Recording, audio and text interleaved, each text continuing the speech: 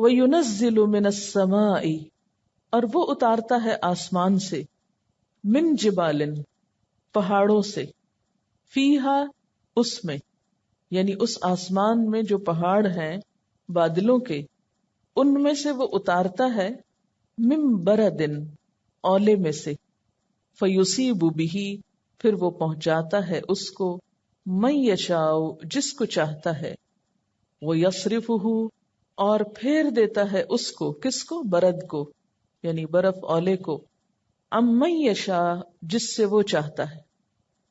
بارش کے علاوہ بادلوں سے ایک اور چیز بھی برستی ہے، اور وہ کیا ہے؟ اولے یا برف، اور یہ بھی آسمان سے آتے ہیں۔ کہ آسمان میں ایسے بادل ہیں جو دیکھنے پر پہاڑوں کی طرح نظر آتے ہیں۔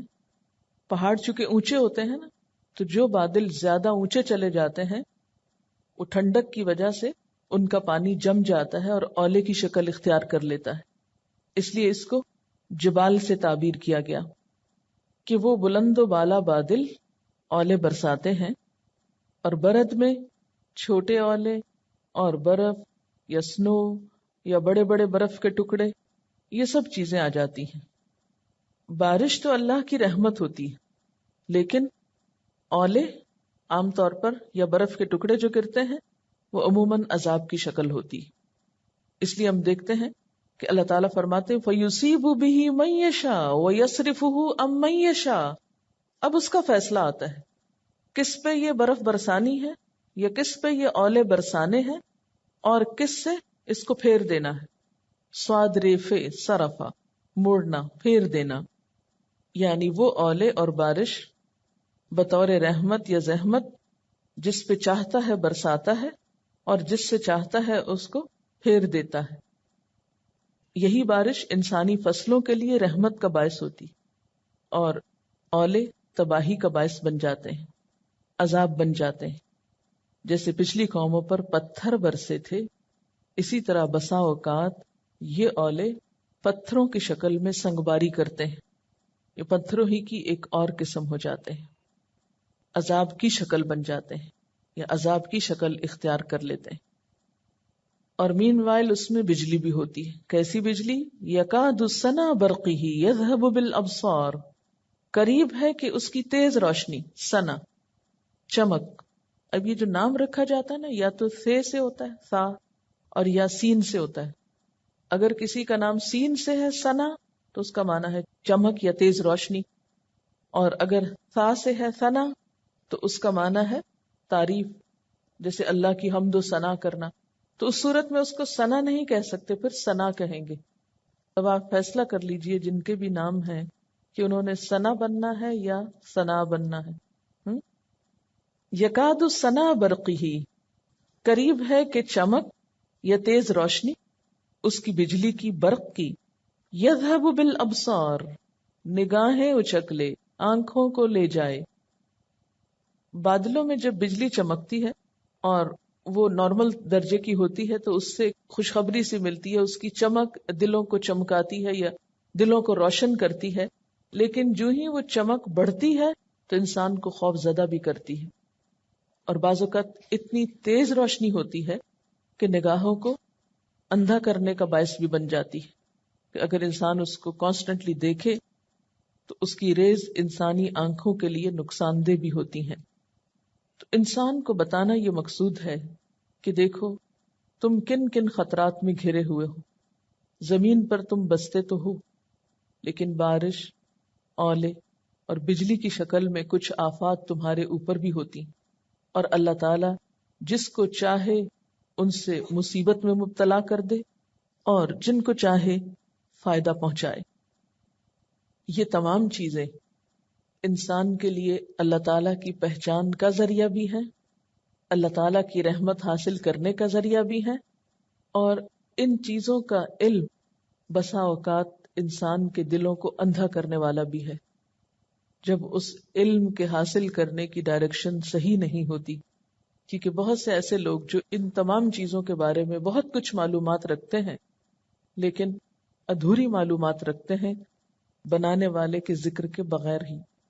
یعنی جہاں بجلی خوشخبری کا ذریعہ ہے ایک سبق دیتی ہے آپ کو، ایک میسج دے رہی ہوتی ہے کہ اللہ کی رحمت آنے والی، وہیں وہ روشنی نگاہوں کو تاریک کر دینے والی بھی ہوتی.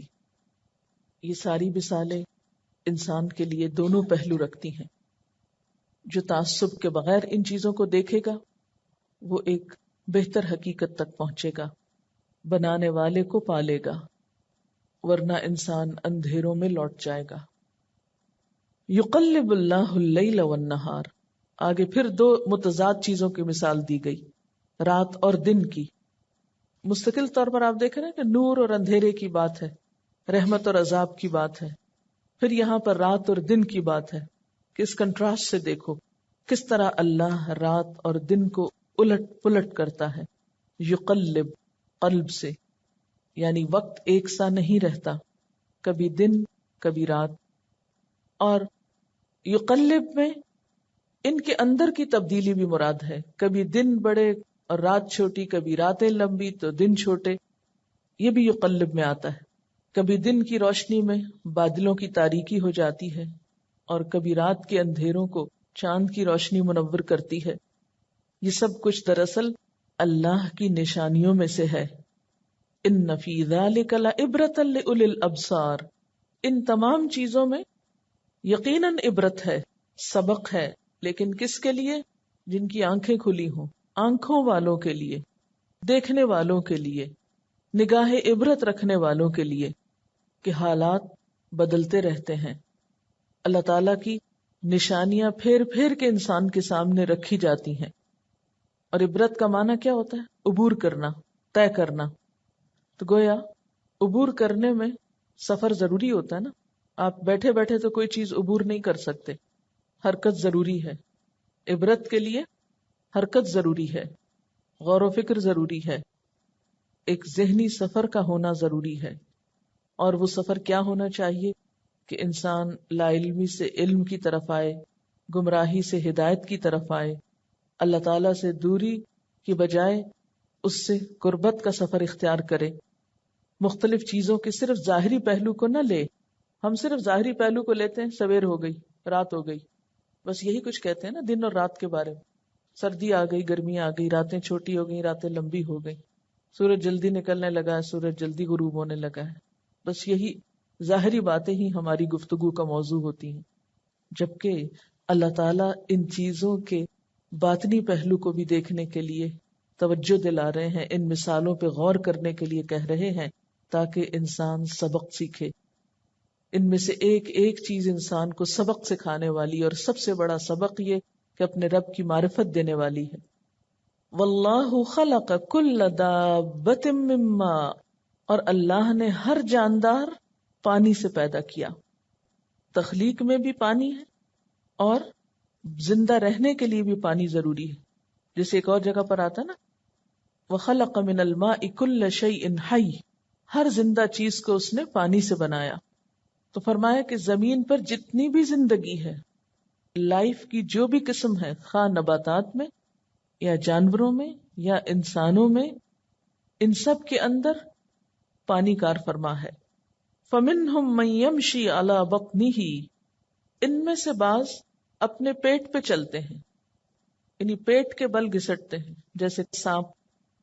وَمِنْهُمْ مَنْ يَمْشِي عَلَى رِجْلَيْنِ، اور ان میں سے بعض اپنے دو پاؤں پہ چلتے ہیں جیسے انسان یا بعض پرندے، مرغی وغیرہ.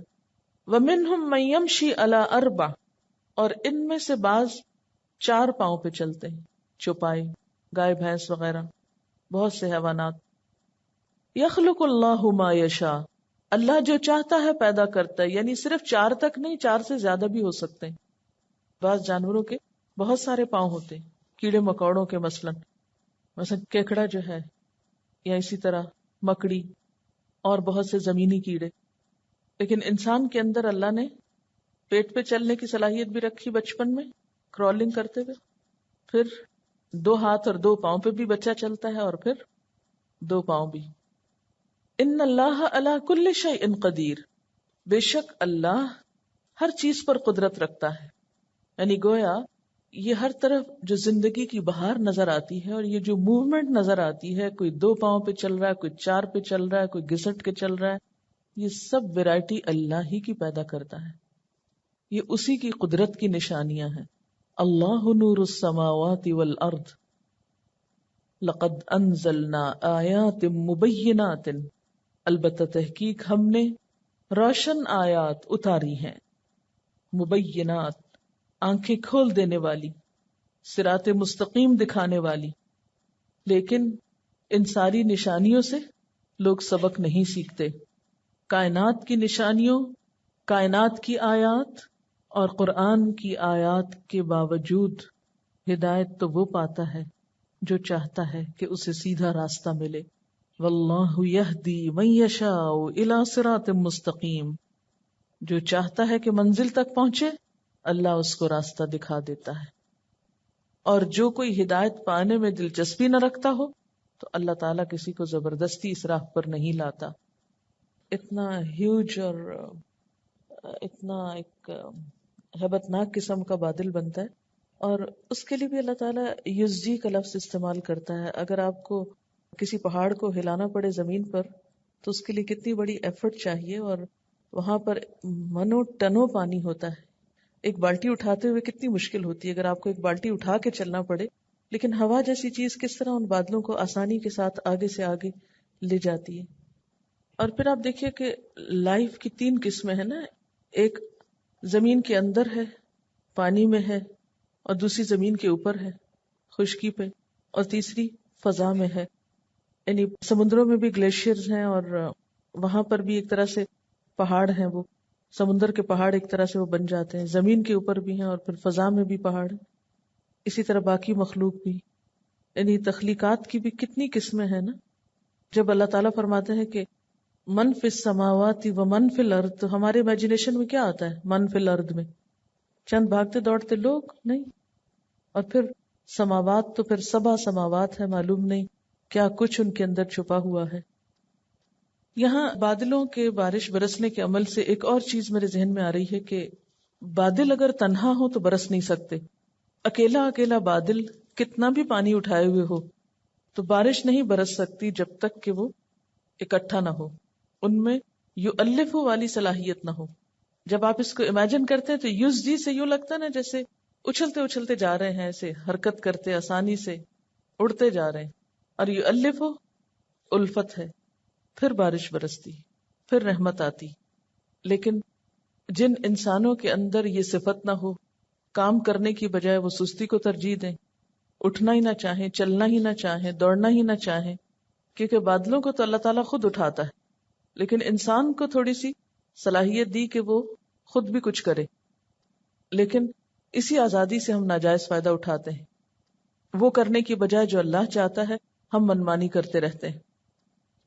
کام کرنے میں وہ سبک رفتاری ہم میں نہیں جو بادلوں میں ہے، اور پھر کتنی زیادہ کنسسٹنسی ہے ان کے کام میں، اور کتنی استقامت ہے کہ جب تک برس نہیں چکتے اس وقت تک چلتے رہتے ہیں اپنی منزل کو پا لینے تک. پھر جب اپنا کام ختم کر لیتے ہیں تو ختم ہو جاتے ہیں، یعنی کام ختم کر کے خود ختم ہوتے ہیں. اس کے برعکس ہماری زندگی میں نہ تو کوئی مقصد ہوتا ہے، نہ اس کے لیے ہم بھاگ دوڑ کرتے ہیں. اور اگر ہمیں کبھی مقصد سمجھ آ جائے تو اس کے لیے ہم سب کی کوششیں بکھری بکھری، الگ الگ، اپنی مرضی کے مطابق، اپنی سہولت کے مطابق، اپنی کنوینئنس کے مطابق، اپنی خواہش نفس کے مطابق، کیونکہ اکٹھا ہونے میں، جمع ہونے میں خود کی نفی ہوتی ہے. کیونکہ بادل جب اکٹھے ہو جاتے ہیں تو نہیں پتا چلتا کہ کون سا کہاں گیا، ایک دوسرے میں ضم ہو گئے نا. ہمارے ہاں جو کام اکٹھے ہو کے کیے جاتے ہیں ان میں ٹیم ورک کا کیا حال ہوتا ہے؟ کیا اس ٹیم میں الفت نام کی کوئی چیز ہوتی؟ اور یاد رکھیں، انسانوں کے جس گروہ میں، جس ہجوم میں جو ایک کام لے کے چلا ہے، جب تک یہ صفت نہ ہو الفت والی، اس وقت تک بارش نہیں برستی.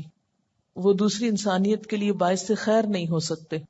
اور پھر ایک بارش کے برسنے سے کیا ہوتا ہے؟ پانی، اور پانی سے ہر زندہ چیز پیدا ہوتی ہے. ہر زندہ چیز کے لیے وہ کیا بنتا ہے؟ زندگی قائم کرنے کا ذریعہ بنتا ہے. وحی الہی کو بھی اللہ تعالیٰ نے بارش سے ہی تشبیہ دی. تو پھر نتیجہ کیا نکلا کہ دین کا کام کرنے والے جو وحی الہی کے حامل ہیں، اس کی خدمت کے کام پر مامور ہیں، اس کو آگے پہنچانے کے لیے بھاگ دوڑ کر رہے ہیں، ان کے اندر بھی ایک حرکت ہونی چاہیے، ان کو بھی چلتے چلے جانا چاہیے. اور نمبر 2، مل جل کر کام کرنا چاہیے، اور اس میں باہم الفت ہونی چاہیے، ایک دوسرے کے ساتھ ہمدردی کے جذبات ہونے چاہیے. یعنی بادلوں کی شکلیں تو مختلف ہوتی ہیں، یعنی اختلاف رائے ان میں ہوتا ہے، لیکن کام کے وقت ایک دوسرے سے موافقت کرتے ہیں، کوآپریٹ کرتے ہیں، کوآرڈینیٹ کرتے ہیں، اور پھر برستے ہیں. تو دین کا کام بھی جب آپس کی کوآرڈینیشن اور کوآپریشن سے ہوتا ہے، ایک دوسرے کے ساتھ خیرخواہی پر مبنی تعاون ہوتا ہے، تو اس سے جو خیر پھوٹتی پھر وہ ساری کائنات کے لیے زندگی کا سامان بنتی، سب کے دلوں کو جگانے اور سب کے دلوں کو پرسکون کرنے کا باعث بنتی. اور یہ مثال ہم بہترین طریقے سے صحابہ کرام کے اندر دیکھ سکتے ہیں. میڈم مجھے ایسا لگا جیسے ہر آیت میں ایک موومنٹ کی بات ہو رہی ہے نا. سب سے پہلے مطلب پرندوں کی موومنٹ کے بارے میں بتایا گیا، پھر آگے بادلوں کی، اور پھر جو جانوروں کی بتائی گئی ہے، اور دن رات کی موومنٹ، اور پھر آگے یہ جو یخلق اللہ ما یشاء. اس میں یہ بولنا چاہوں گی کہ میرے پاس مائکرو بایولوجی تھی، تو اس میں ہم بیکٹیریاز وغیرہ کی موومنٹس کو دیکھتے تھے. بیکٹیریا جو موو کرتے ہیں وہ فلیجلاز ان کے ہوتے ہیں. کوئی ایک فلیجلا سے اگر موو کرتا ہے اس کو مونوٹرائکس اور لوفوٹرائکس اور بہت سارے ان کے نام رکھے ہوئے، اور ان کی موومنٹ اس طرح سے ہوتی ہے کہ ایک ایک بیکٹیریا کے اوپر ہنڈریڈز آف فلیجلا ہوتے ہیں، اور وہ پورے فلیجلاز کو وہ جمع کر لیتے ہیں، جیسے رسی بٹی جاتی ہے ویسے بٹ کے، اور اس کو اتنی تیزی سے وہ گھماتے ہیں کہ بالکل جیسے آپ امیجن کریں کسی چیز کے پیچھے موٹر لگ گئی ہو، وہ کتنی فاسٹلی وہ موو کرے گی. تو اس طرح سے وہ موو کرتے ہیں، اور پتہ بھی نہیں چلتا کہ وہ ایک دم سے کہاں چلا گیا. انہوں نے بہت اچھا پوائنٹ ریز کیا کہ ہر چیز کے اندر ایک موومنٹ نظر آتی ہے نا. اور اگر غور کیا جائے تو یہ جو یسبحو کا لفظ ہے نا، تسبیح کا، سین بے ہے، بذات خود اس میں موومنٹ ہے. سبح کا مطلب ہوتا ہے تیرنا اور تیزی سے گھومنا. یہ جو ستاروں کی گردش ہے اس کے لیے بھی یہ لفظ استعمال ہوتا ہے. کل فی فلک یسبحون، سارے کے سارے اپنے مدار میں تیر رہے ہیں، بھاگ رہے ہیں، دوڑ رہے ہیں، کام کر رہے ہیں. پھر صلاۃ کا لفظ آگے جا کے نماز. نماز کیا کرتی ہے، کیا سکھاتی ہے ہم کو؟ موومنٹ. اٹھو، بیٹھو، جھکو، کھڑے ہو جاؤ، پھر بیٹھو، پھر اٹھو. اسی لیے جو لوگ سست ہوتے ہیں وہ نماز نہیں پڑھ سکتے. سستی کی کاٹ ہے نماز. کتنے دیر آپ لیٹے رہو گے، کتنے دیر بیٹھے رہو گے؟ اٹھو، کام کرو. پھر اس کے بعد بادلوں کی موومنٹ، پھر بجلی کی چمک اور تیز موومنٹ، پھر رات اور دن کی موومنٹ، پھر جتنے جانوروں کا ذکر ہے ان کے پاؤں کا ذکر ہے نا یہاں. یعنی یہ بھی کہا جا سکتا تھا ان کی آنکھیں یا ان کے کان یا ان کے ہاتھ، ان کے چلنے کا ذکر ہے. یمشی علی بطنہ، اور کچھ نہیں تو پیٹ پہ ہی چل رہا ہے. یعنی ان کے موومنٹ کا ذکر ہے جب، تو صرف یہ نہیں کہا گیا کہ وہ ہاتھ یا پاؤں پہ چل رہے ہیں، بلکہ اگر ہاتھ پاؤں نہیں بھی تو بھی چل رہے ہیں نا. چلنا ہی زندگی ہے، حرکت میں ہی برکت ہے.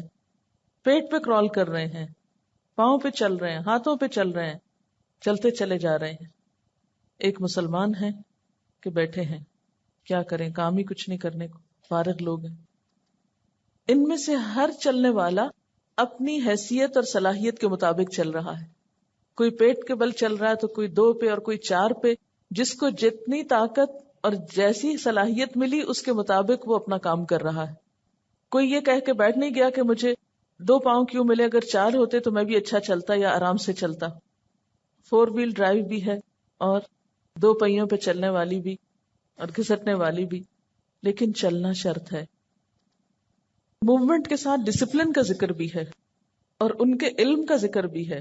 ڈسپلن کے لیے پھر جاننا ضروری ہے نا.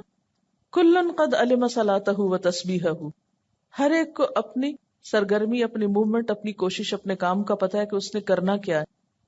ہماری مشکل یہ ہے کہ بہت سے کام تو ہم بغیر سیکھے ہی شروع کر دیتے ہیں، جس کے نتیجے میں بہت کچھ کیوس ہوتا ہے. وہی کرتے ہیں، ڈھاتے ہیں، بناتے ہیں، بگاڑتے ہیں، لہذا آگے نہیں بڑھ سکتے. تو ساری مخلوق کے لیے ایک بہت اہم قاعدہ بتایا جا رہا ہے کہ کلن قد علم. ایک ہمیں نہیں پتا کہ ہم نے کیا کرنا ہے، اور چھوٹے چھوٹے کام جو زندگی کی ضرورت ہے وہ نہیں آتے. مثلا لکھنا ضرورت ہے، لکھنا نہیں آتا. بولنا ہر شخص کی ضرورت ہے، بولنا نہیں آتا. اسی طرح دین کے کام کے لیے بھی وحی الہی سے جو دل روشن ہوتے ہیں، وہ دلوں کو روشن کرنے کا کام جو ہے وہ بھی اگر آپ جانے بغیر شروع کر دیں گے تو کیا ہوگا؟ الٹا نقصان دیں گے. یعنی موومنٹ، علم، ڈسپلن، الفت. جیسے جانوروں کے اندر کسی کے 2 پاؤں کسی کے 4 ہیں، اسی طرح بادلوں میں بھی آپ دیکھیں کوئی چھوٹا بادل ہے کوئی بڑا بادل ہے، کئی قسمیں ہیں ان بادلوں کی، کسی میں کم پانی ہے کسی میں زیادہ پانی ہے، لیکن سب چلتے چلے جا رہے ہیں اور ایک جگہ جا کے سب اکٹھے ہو جاتے ہیں. اور اس اکٹھا ہونے میں جو برکت ہوتی ہے کہ سب مل کر بارش کے برسنے کا ذریعہ بن جاتے ہیں. تمام بادل جو ہیں اپنی انفرادیت کو ختم کر کے تہ بر تہ اکٹھے ہوتے ہیں تو پھر وہ بلندی کو چھو لیتے ہیں مل کر. اگر وہ علیحدہ علیحدہ ہوں تو بلندی کو نہیں پا سکتے اور تبھی ان کا مقصد پورا ہوتا ہے. میڈم میرے ذہن میں ایک چیز ہے کہ بادل جو ہیں وہ نمکین پانی سے اٹھتے ہیں، پھر پہلے انہیں گرمی لگتی ہے، ہیٹ انہیں پہنچتی ہے، پھر وہ اوپر پہنچتے ہیں. جو اوپر پہنچتے ہیں وہ ان کے کردار کی بلندی ہوتی ہے کہ کردار بلند ہوگا، استقامت ہوگی، تبھی وہ بلندی پہ پہنچیں گے. ان کے اندر اتنا ٹنوں پانی ہوتا ہے لیکن بظاہر دیکھنے میں وہ ہلکے پھلکے رکھتے. اسی طرح اندر کردار میں جب انسان کے خوبیاں ہوتی ہیں، عمل ہوتا ہے اور اخلاص ہوتا ہے تو بظاہر وہ بندہ ایسے ٹپکا گرا نہیں پڑتا ہر معاملے میں. پھر جب جہاں اس کی ضرورت ہوتی ہے وہ وہیں برستا ہے اور اسی جگہ کو وہ سیراب کرتا ہے. جہاں وہ ضرورت ہوتی ہے، جہاں حکم ملتا ہے وہیں برستا ہے. اور اگر ہر بدلی برسنا شروع کر دیتی تو 2-4 چھینٹے ادھر 2 ادھر 2 ادھر، اور اس سے کچھ بہت زیادہ تبدیلی نہ آتی. لیکن جب اکٹھے ہو کے برستے ہیں تو ہر چیز کو دھو ڈالتے ہیں، فضا کو دھو دیتے ہیں. جس چیز پہ برستا ہے وہ پانی ان سب چیزوں کو دھو ڈالتا ہے. پھر اس کے بعد زمین کی زرخیزی کا باعث بنتا ہے. پھر وہ پانی اکٹھا ہو کر آگے دریاؤں کی شکل اختیار کر لیتا ہے. لیکن اگر یہ اڑتے اڑتے کوئی ادھر کوئی ادھر بے ترتیبی سے برستے تو یہ نتیجہ نہیں نکل سکتا تھا. جی، اور پھر ہمانگی ایسی ہے کہ پہلے چند قطرے گرتے ہیں، ایک دم نہیں کہ برس پڑے وہ، اور پھر باقی کے قطرے بھی اسی کو فالو کرتے ہیں. یہ نہیں کہ کچھ ادھر جا رہے ہیں تو وہ کہ نہیں تم تو ادھر جاؤ ہم تو ادھر جا رہے ہیں. یہ چیز بھی نہیں ہوتی کہ چند قطرے پہلے ضرور گرتے ہیں. بے شک ساری ایک جماعت ہوتی ہے، اکٹھے ہوتے ہیں، لیکن ان میں سے آگے نکلنے والے جی کم ہاں، اور فالوورز بالکل صحیح کہا کہ ٹرینڈ سیٹرز چند ایک لوگ ہوتے ہیں، پھر تیز بارش آتی. چند قطرے پہلے گرتے ہیں، جو ہی وہ کہتے ہیں نا بارش کا پہلا قطرہ، اسی لیے ایک محاورے کے طور پر بھی استعمال ہوتا ہے کہ ایک آدھ آگے بڑھ کر اقدام کرتا ہے تو دوسروں کو بھی راستہ مل جاتا ہے، اور پھر سارے مل کے برستے ہیں تو زمین سیراب ہو جاتی. اور اس ایک دو کے جو ٹرینڈ سیٹر ہوتے ہیں اگر صرف وہی برس کے بیٹھ جائیں اور خالی ہو جائیں اور ختم ہو جائیں تو پھر بھی فرق نہیں ہوتا. کیونکہ بعض اوقات آپ نے دیکھا ہوگا نا بادل خوب آتے ہیں، سب کچھ ہوتا ہے، لیکن تھوڑی سی بارش ہوئی اور پھر وہ آگے کہیں چلے گئے، وہاں نہیں برسے، تو اس کا بھی فائدہ نہیں ہوتا. پھر میڈم میں اس پہ غور کر رہی تھی کہ اللہ تعالیٰ چلاتا ہے بادل کو، اور پھر جب آپ نے وہ الفت کی بات کی تو مجھے اس میں اور سورہ کہف میں بہت زیادہ سملیرٹی نظر آ رہی تھی کہ جب الفت ہوتی تو اللہ ہی اکٹھا کرتا ہے. ایز این اگر سرکمسٹانسز آپ کے فیور میں نہ بھی ہوں لیکن کیونکہ وہ الفت ہوتی ہے اور ایک وہ مقصد ہوتا ہے سامنے، تو جس طرح صحابہ کہف کو بھی اللہ تعالیٰ نے ہی اکٹھا کیا تھا، ایک ڈائریکشن میں پھر ان کو فارورڈ کر دیا تھا. بالکل، یعنی وہ کہف میں جانے والے نوجوان تو مختلف گھرانوں کے تھے، لیکن چونکہ مقصد ایک تھا تو آٹومیٹیکلی یکجا ہو گئے. جب نیتیں، ارادے اور مقصد سے دلچسپی ہوتی ہے تو آپ خود بخود اکٹھے ہونے لگتے ہیں. جب آپ کے مقاصد اور اغراض فرق ہو تو پھر آپ اکٹھے نہیں ہو سکتے. کسی آرٹیفیشل طریقے سے آپ کو کسی رسی سے نہیں باندھا جا سکتا. ذرا سے شروع کیا تھا یہ قرآن، اور اللہ تعالیٰ ہم کو بہت ساری باتیں بتا کے کہہ رہا ہے کہ اگر تمہاری دعا سچی ہے اور تم واقعی صراط مستقیم کی تلاش میں ہو تو نشانیاں کوئی کم نہیں ہیں راستہ بتانے کے لیے. یہ سب ہم سوچ رہے ہیں اللہ کے فضل سے اور غور و فکر کر رہے ہیں، اور یہ بالکل اسی طرح ایسے جیسے اللہ تعالیٰ کہہ رہے ہیں نا کہ اب اپنے دل کے اندر دیکھو تم چاہتے کیا ہو. نشانیاں تو سب موجود ہیں، اب اللہ ہدایت اس کو دے گا جو کہ واقعی اس بات میں سچا ہے، اس دعا کو دل سے جو مانگتا ہے اس کو پھر اللہ اپنے سیدھا راستہ دکھا دے گا. تو یہ بات صرف پڑھنے کی نہیں ہے بلکہ اس کو دل سے محسوس کرنے کی ہے اور اپنی دعا کو دوبارہ دل سے مانگنے کی ضرورت ہے. اچھا، صافات کا ایک معنی ہے کہ صف بنا کر، تو اس میں آپ نے کبھی نوٹس کیا ہوگا کہ کچھ پرندے جو ہیں وہ جب اڑتے ہیں تو پوری ان کی ایک تنظیم ہوتی ہے اور ایک لیڈر ہوتا ہے آگے اور دو طرف وہ اس کے پھیلے ہوئے ہوتے ہیں اور مستقل اڑتے ہیں. اور پھر جو زخمی ہوتے ہیں یا بیمار ہوتے ہیں تو وہ پیچھے کی طرف ہوتے ہیں تاکہ آگے ہوا کا پریشر ان پہ نہ پڑے. تو باقاعدہ ایک تنظیم کے ساتھ وہ اڑتے ہیں. پھر اسی طرح صبح سویرے جب چڑیا اڑتی ہیں تو جب اڑتی ہیں تو آپ نے دیکھا ہوگا کہ ان کی جو اکٹھی فلائٹ ہوتی ہے، میں سوچتی ہوں کہ کس نے بیل بجائی کہ اکٹھے اڑو. کبھی آپ نے غور کیا جہاں پرانے درخت ہوتے ہیں وہاں سے جب وہ اڑتی ہیں تو ایک دم جمگھٹا پورا اڑتا ہے نا، یعنی پورا قافلہ بیک وقت ٹیک آف کرتا ہے. اگر انسانوں کو اتنے جہاز بیک وقت اڑانے پڑے تو آپ دیکھیں کیا کوہرام برپا ہو جائے. لیکن کس طرح اکٹھے اڑتے ہیں، اور بازو کا تھی کہ اکٹھے جا کے بیٹھتے ہیں. تو کون ان کو الارم دیتا ہے 1 2 3 اینڈ گو ہے. الم ترا 2 دفعہ یہ بات آئی ہے نا، دیکھا نہیں تم نے. دیکھنا کتنا ضروری ہے نا ایسی چیزوں کو. کسی نے لکھا کہ پرندے تو صبح کی پہلی کرن پہ جاگ اٹھتے ہیں، کام کا آغاز ہو جاتا ہے. اور ہمارا حال اقبال یوں بتاتے، کس قدر تم پہ گراں صبح کی بیداری ہے، ہم سے کب پیار ہے، ہاں نیند تمہیں پیاری ہے. وآخر دعوانا ان الحمد للہ رب العالمین. سبحانک اللہم وبحمدک نشہد ان لا الہ الا انت نستغفرک ونتوب الیک. والسلام علیکم ورحمۃ اللہ وبرکاتہ.